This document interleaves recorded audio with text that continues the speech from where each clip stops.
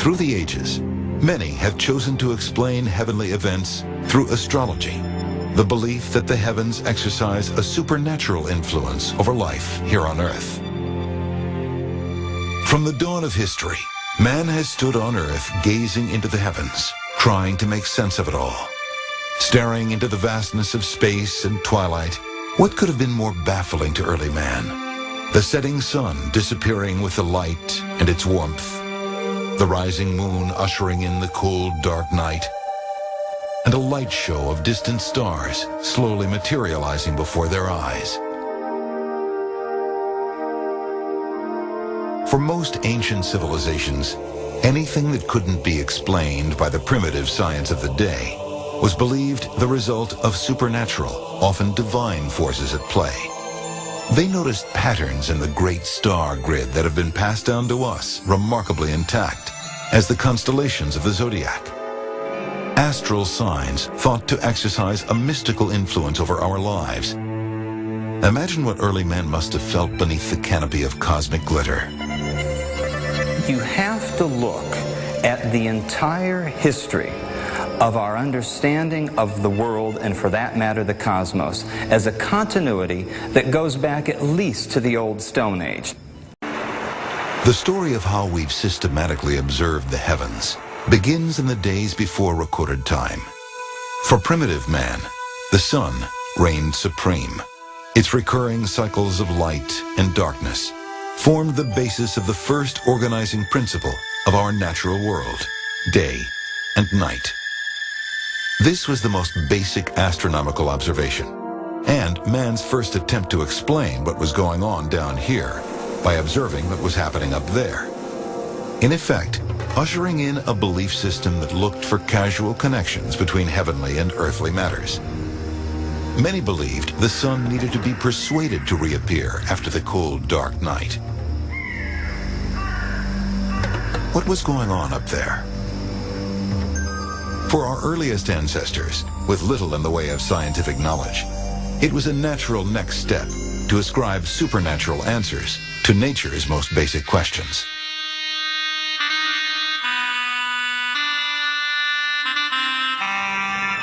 Early man's sense of wonder at the sun's immense powers led naturally to belief in a sun god.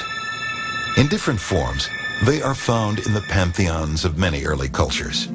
On the ceilings of Egyptian temples, the red dots follow the sun's daily path across the sky, a painstaking and elaborate tribute to the god that brought them day and night.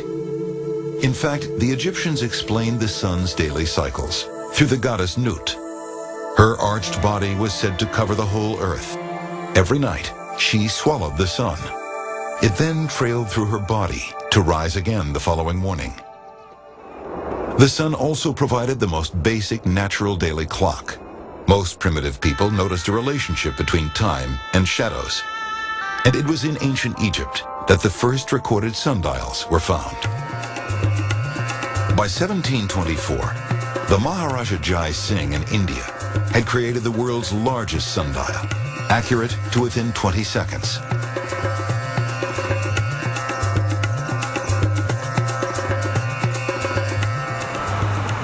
Sundials were used right up until nearly 100 years ago, when heavenly-based timepieces were replaced by the clocks and watches of the modern world. In fact, the human body seems attuned to the same rhythms as the sun's daily cycle. Our natural daily schedule begins when the sun is first rising in the sky, with or without any reference to clocks or calendars. Even the earliest civilizations created monuments with an uncanny ability to accurately track the sun's seasonal cycles. Before the pyramids, the Irish built perhaps the most remarkable ancient buildings on the surface of our planet. In Eastern Ireland, a cluster of burial mounds were designed to mark the shortest day of the year, the winter solstice, when the days begin to grow longer and warmer, and a primitive farming people were reassured that soon it would be time to plant again. The greatest among them is the prehistoric site at Newgrange, a huge circular grave some 250 feet across. A long stone passageway extends from the entrance to a great vaulted chamber. where the ancients preserved the bones of their dead. Above the entrance is a rectangular stone box. The tomb was aligned so a shaft of light from the rising sun on the winter solstice would enter the box, travel down the stone passageway, and illuminate the rear of the chamber wall. Newgrange is one of the oldest structures on Earth. It's older than Stonehenge, it's older than the pyramids. It probably had a great religious or ceremonial significance. Many hundreds of miles away, on the Salisbury Plain in southern England, is perhaps the best-known solar temple and calendar of the ancient world.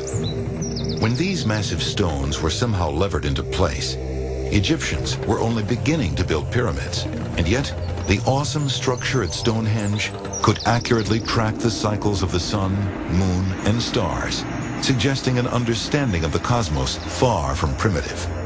Stonehenge is aligned to the rising and the setting of the sun.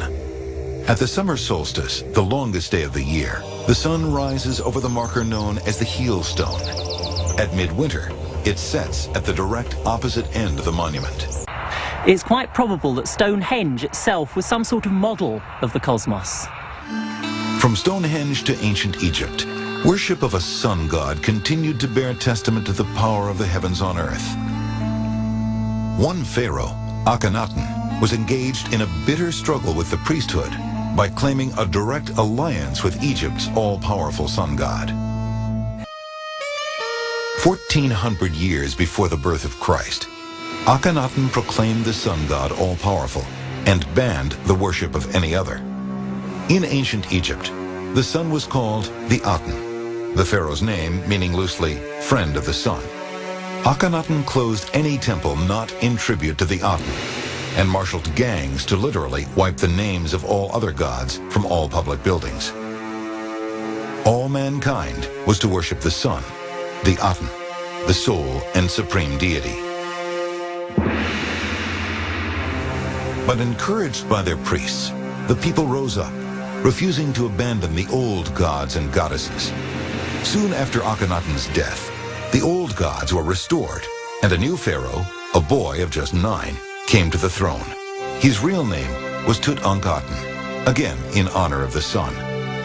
But with the disgrace of the previous pharaoh, the young king realigned himself with the beloved god of Thebes called Amun, and became known instead as Tutankhamun, the most famous Egyptian king in history. But for the ancient Egyptians, the sun was even more than an object of worship and the foundation of a religious sect.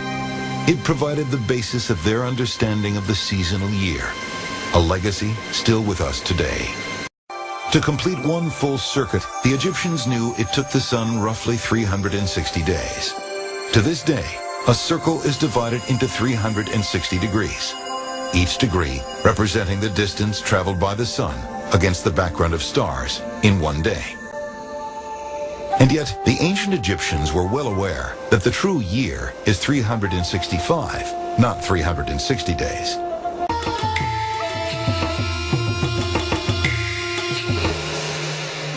Through the ancient Greeks and later the Romans, modern Western culture has inherited the Egyptian and Mesopotamian calendar and astronomy.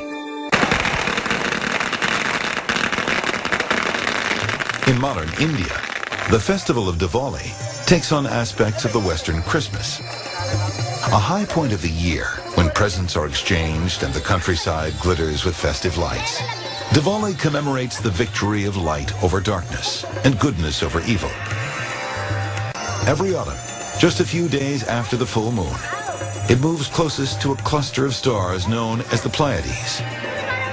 In fact, its true name, Deepavali, means cluster of lights, an obvious reference to the brilliance of the Pleiades constellation.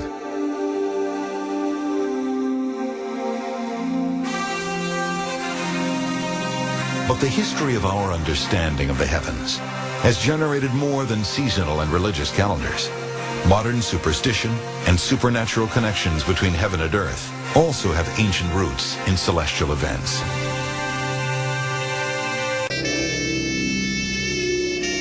To the ancient Egyptians, the sight of one star once a year was believed to have a critical influence over the entire earthly well-being, heralding health and prosperity for the coming year.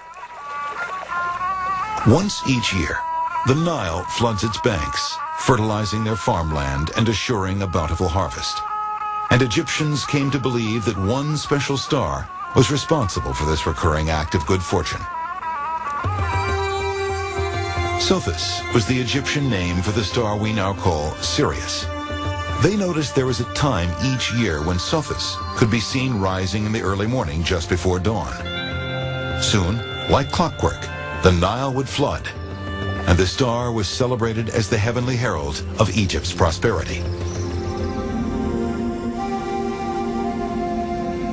The Egyptians inherited their understanding of the heavens from even earlier civilizations that developed in the so-called Fertile Crescent, then known as Mesopotamia.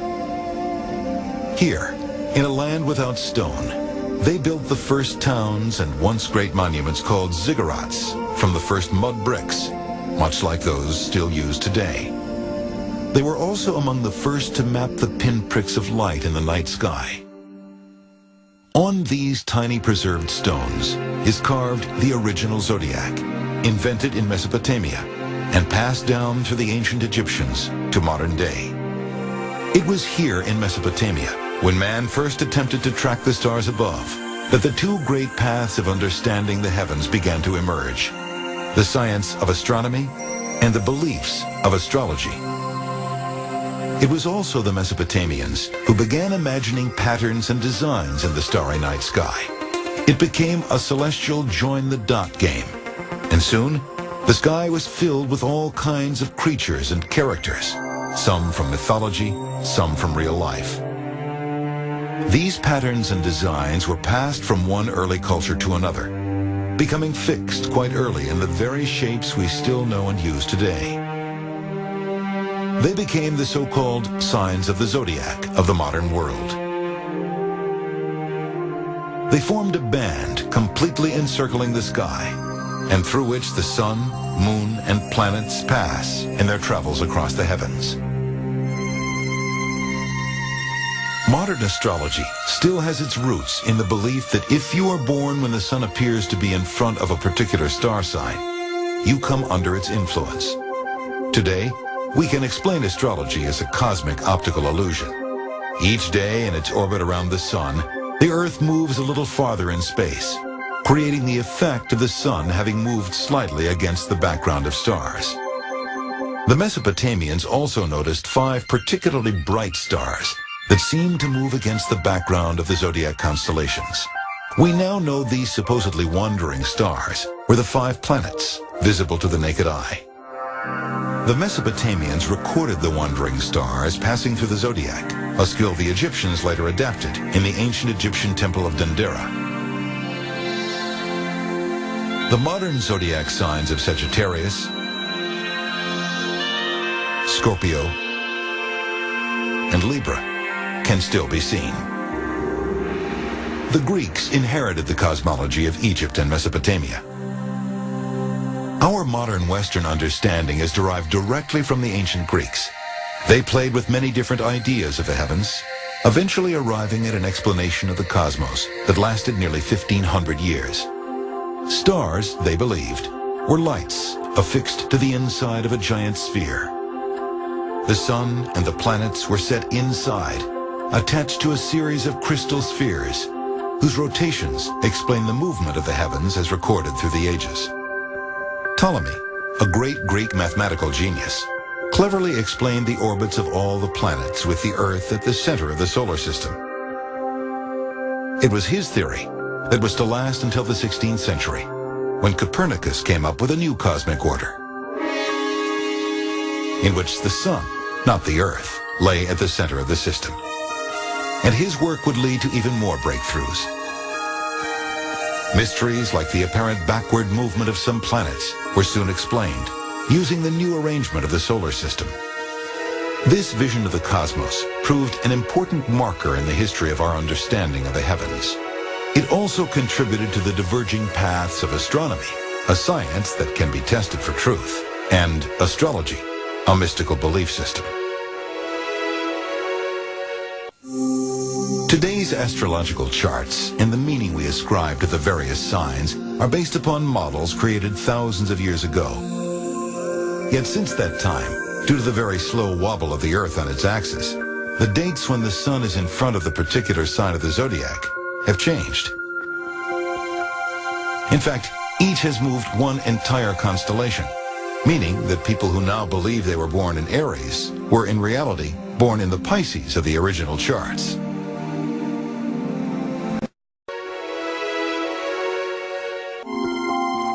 Even with 21st century knowledge, astrology is alive and well and followed by millions. While most scientists hold their theories to a higher standard of analysis and verification, something in astrology remains a potent belief system, attracting many to see what the stars hold for them. As our understanding has evolved, nature's laws have revealed themselves to us in various forms throughout time. Some have stared into the heavens and seen science as the answer to our most basic questions.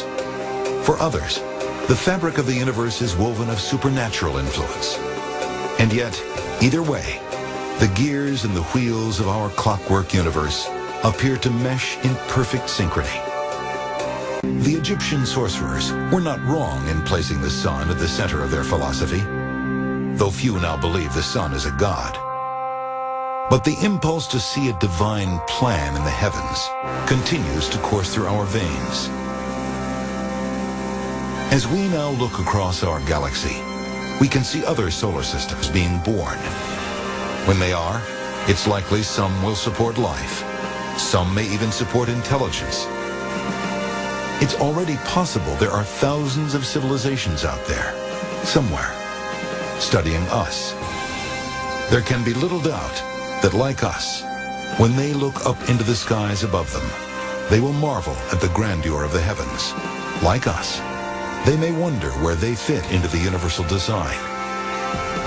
Like us, they too may wonder what it all means.